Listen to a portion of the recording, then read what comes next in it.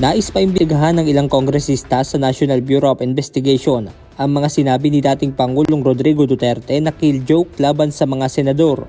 Ngunit ayon kay NBI Director Jaime Santiago, retorika lamang ito at halata namang nagbibiro ang dating Pangulo sa naturang political rally sa San Juan City noong February 13. Para sa NBI, malaki ang pagkakaiba nito sa binitiwang mga pahayag ni Vice President Sara Duterte na umano'y pagbabanta laban kina Pangulong Ferdinand Marcos Jr., First Lady Lisa Marcos at House Speaker Martin Romualdez na kanilang inimbestigahan.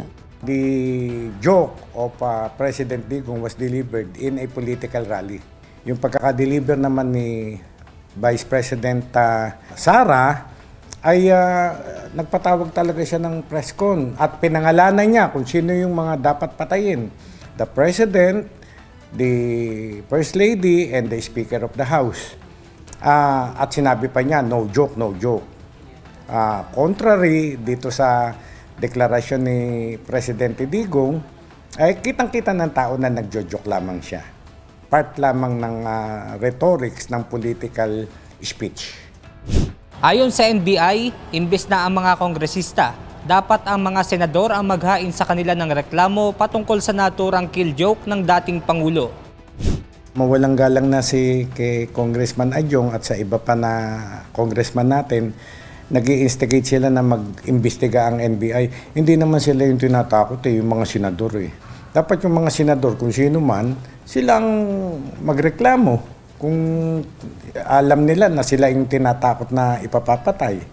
Dismayado naman si House Assistant Majority Leader Lanao del Sur 1st District Representative Zia Alonto Adjong sa posisyon ni National Bureau of Investigation Director Jaime Santiago. Ayon sa mambabatas, hindi dapat maging normal na kalakaran ang bantang patayan.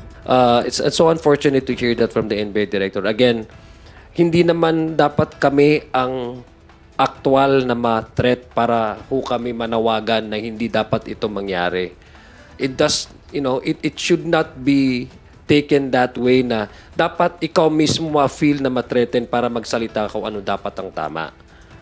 Ang mali talaga. Maski kanino yung sinabi, maski sinabi sa kung hindi man ikaw direct na threat or ano basta sinabi ay mali, hindi tama.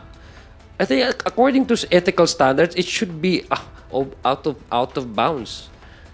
Ayon naman kay COMELEC Chairman George Erwin Garcia, hindi nila saklaw ang naturang kill joke. Nire-respetoan niya ng komisyon ang kalayaan ng bawat isa na magpahayag ng saloobin o freedom of expression. Hindi naman po siya kandidato.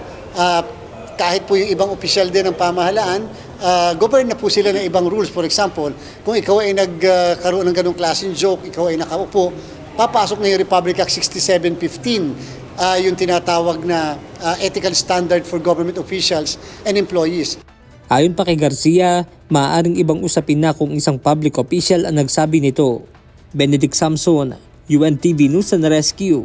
Diyos ang aming sandigan, serbisyo publiko ang aming pinahahalagahan.